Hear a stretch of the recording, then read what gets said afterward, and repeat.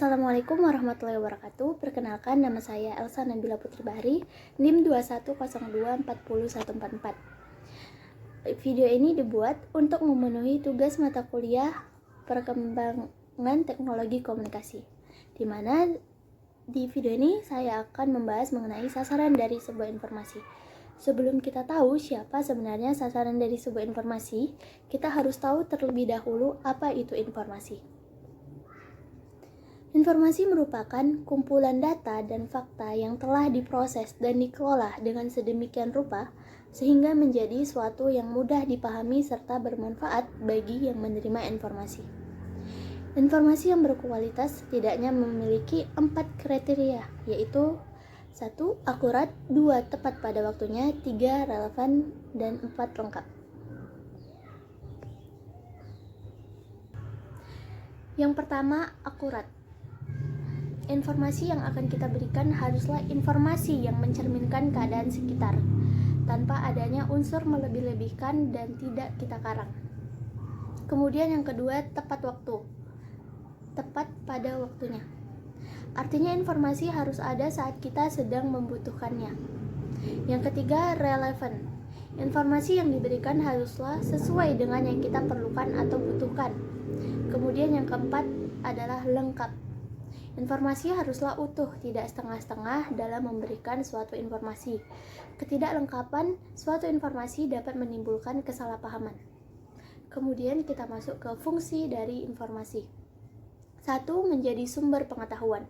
Informasi valid yang diperoleh seseorang bisa jadi merupakan informasi yang baru ia ketahui. Contohnya seperti informasi mengenai cara mengawetkan sayur-sayuran agar lebih bertahan lama.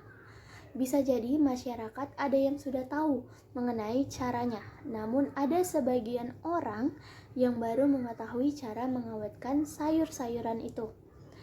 Hal inilah yang membuat ia mendapatkan pengetahuan baru. Kemudian yang kedua ada menghapus ketidakpastian.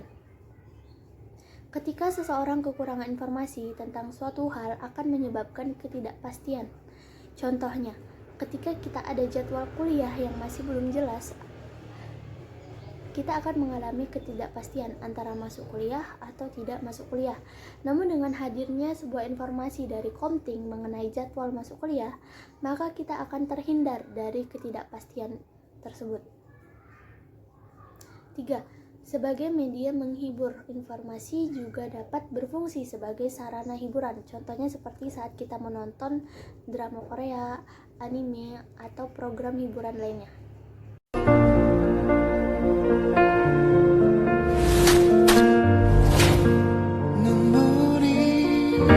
Oh my god! Mungkin tempat ni ada hantu. Tak mungkin tempat ni ada hantu. Kemudian keempat, sebagai sumber berita. Informasi tentang suatu hal dapat digunakan sebagai sumber informasi publik. Contohnya, informasi akan diadakannya Asian Games. Informasi ini diperoleh dari televisi, radio, dan lain-lainnya. Yang kelima, untuk sosialisasi kebijakan. Informasi merupakan elemen yang penting untuk dapat berkomunikasi dengan pihak lain. Salah satunya adalah mengirimkan kepada pemerintah kebijakan yang akan dilakukan melalui sosialisasi. Contohnya, pemerintah melakukan sosialisasi mengenai kecelakaan berkendara. Pemerintah memberikan informasi tentang bahaya berkendara di jalan raya dengan kecepatan maksimal. Setelah pemerintah memberikan informasi dari sosialisasi, maksudnya melalui sosialisasi, disitulah muncul suatu kebijakan pemerintah, yaitu berupa membatasi kecepatan maksimal dalam berkendara. Kemudian yang keenam, mempengaruhi masyarakat. Di media massa umumnya komunikasi informasi dilakukan untuk mempengaruhi suatu masyarakat. Kemudian yang ketujuh adalah menyatukan pendapat. Orang-orang yang terpengaruh oleh suatu informasi yang sama umumnya akan memiliki pendapat yang sama pula. Namun ini tidak menjamin semua pendapat itu benar atau sesuai dengan fakta. Lalu kita masuk ke inti dari pembahasan, yaitu siapakah sebenarnya sasaran dari sebuah informasi ini. Sasaran sebuah informasi itu sendiri adalah masyarakat atau individu itu sendiri.